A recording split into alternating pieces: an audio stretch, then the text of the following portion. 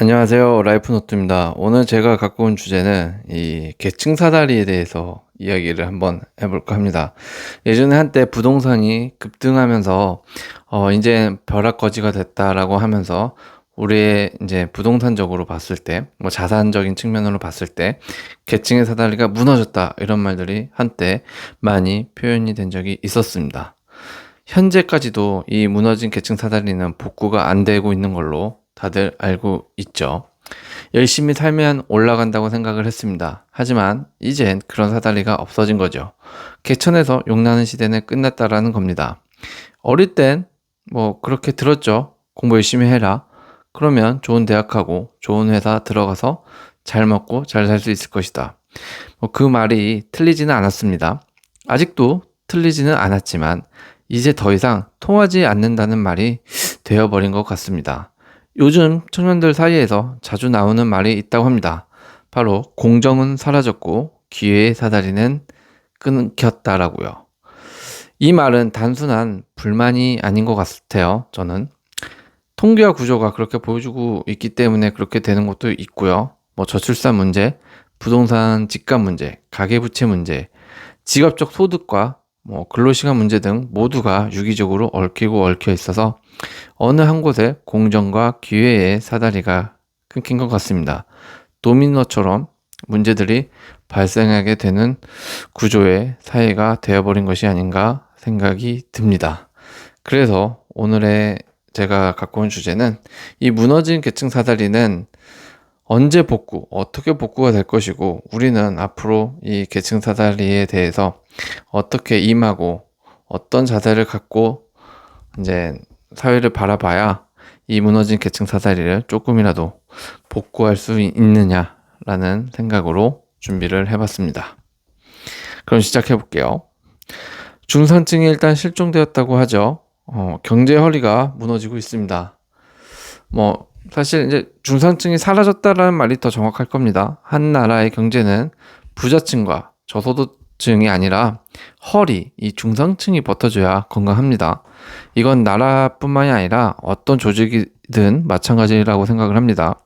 이익을 추구하는 회사라는 기업도 신입사원과 사장님이 버텨준 게 아니죠. 이 중간층, 대리, 과장, 부장님들이 잘 버텨줘야 회사가 건강하게 잘 굴러갑니다. 회사의 재정 상태가 건강할 수 있고 그래야 미래도 생기는 것과 저는 좀 동일하다고 봅니다. 하지만 한국은 지금 이 허리가 점점 얇아지고 있다는 것을 느낄 수 있을 텐데요.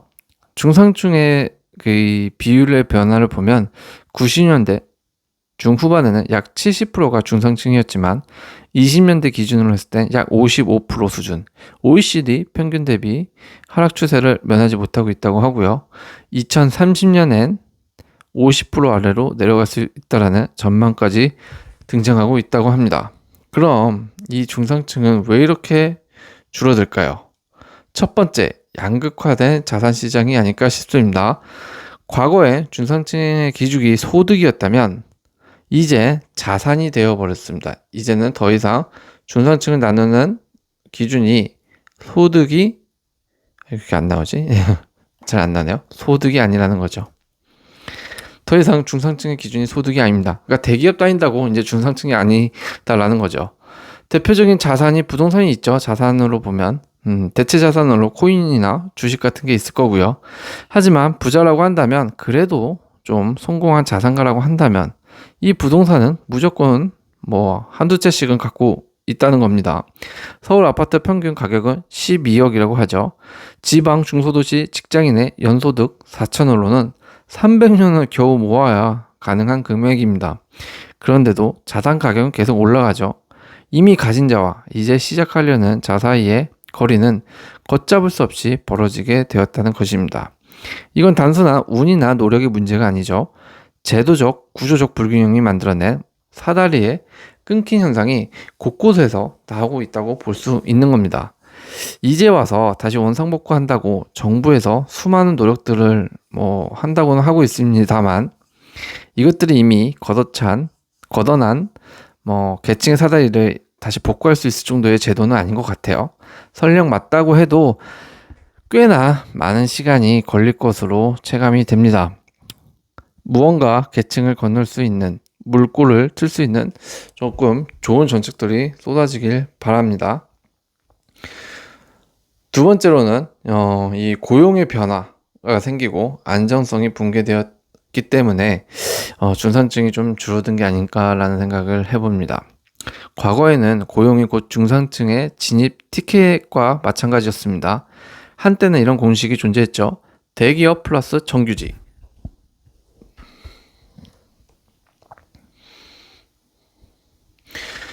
이 대기업 플러스 정규직 하면 결국 안전된 삶을 보장된다라는 공식들이 있었습니다. 즉 이들을 중산층이라고 표현을 했었습니다. 월급만 꾸준히 받아도 전세를 살 수 있고 집을 사고 아이를 키우고 은퇴를 준비할 수 있었던 시대가 있었죠. 이 구조에서는 소득 안정성이 중산층 진입의 핵심이었습니다. 그래서 많은 사람이 취직하나 인생을 걸었고 부모들은 공무원이 최고야 라고 하면서 자식이 공무원이 되기를 되게 원하면서 살던 시대가 있었죠. 그런데 지금은 고용의 안정성이 사라지고 있다라는 겁니다. 지금의 고용시장 현황은 이렇습니다. 첫 번째, 비정규직, 단기 계약직만 늘어나고 있다는 거죠.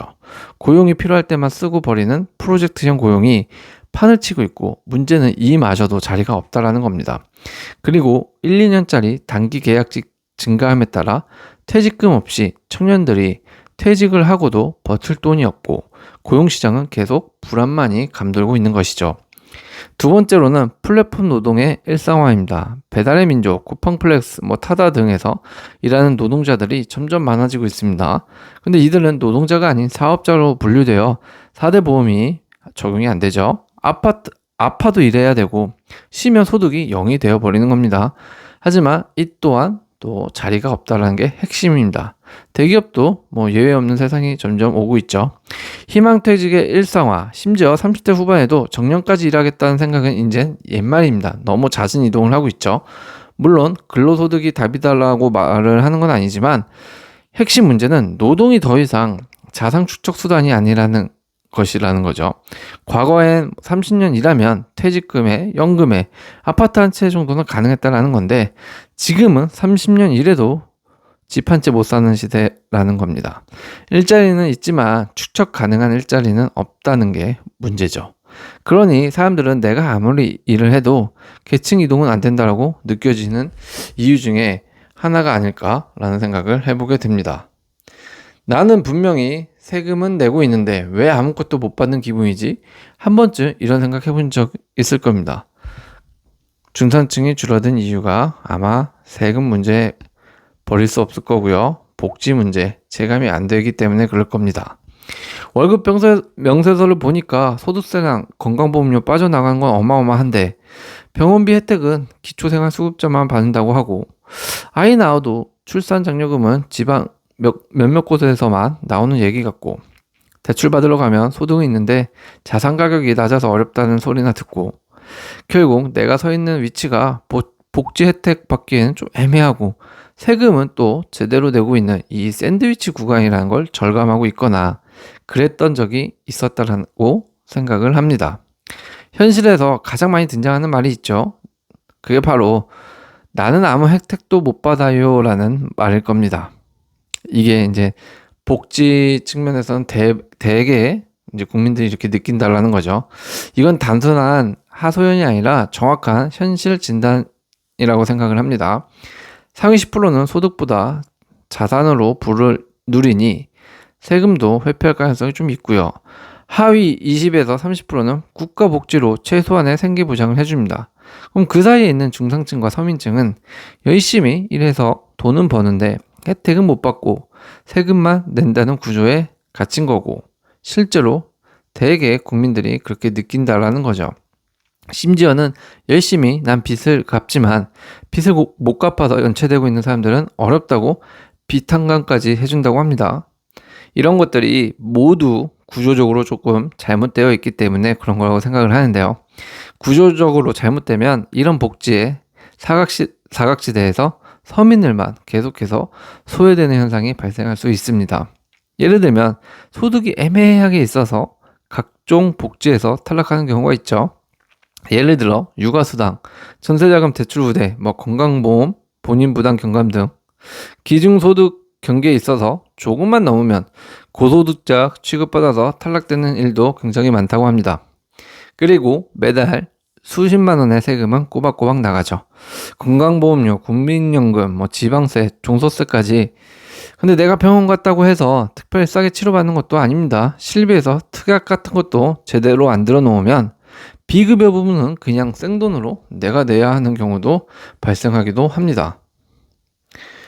이쯤 되면 이건 그냥 이 나라가 나한테 관심이 없구나라는 생각까지 들죠. 내가 열심히 사는 게 무슨 의미가 있지? 돈은 내는데 돌아오는 건 없고, 부자는 알아서 혜택 다 받고, 가난하면 도와주고, 나는 뭐냐? 이건 그냥 감정의 문제가 아니라 실제 수치와 구조가 그렇게 설계되어 있기 때문이 아닌가 싶습니다. 중상층이 줄어든 이유 네 번째로는 바로 교육 문제를 빼놓을 수 없을 텐데요. 교육은 더 이상 사다리가 아니게 되었죠. 공부 열심히 하면 올라갈 수 있다면서요. 이건 옛말입니다. 8, 90년대에는 이 말이 진리였지만 지금은 그런 말이 사라졌죠. 개천에서 욕난다라는 말. 그게 바로 교육이 계층의 이동사다리였기 때문에 그렇습니다. 시골에서 올라온 장남이 죽어라 공부해서 서울대 가고 사법고시 패스해서 판검사 되고 집안 전체를 끌어올릴 수 있는 구조였죠. 이게 대한민국이 발전해온 상징적 스토리였고, 그래서 부모 세대는 자식에게 모든 걸 걸었습니다. 학원비를 못 내는 한이 있어도 과외는 끊지 않았고, 자기 옷은 안 사도 참고 교재는 계속 사줬습니다. 그런데 지금은 어떤 현실일까요?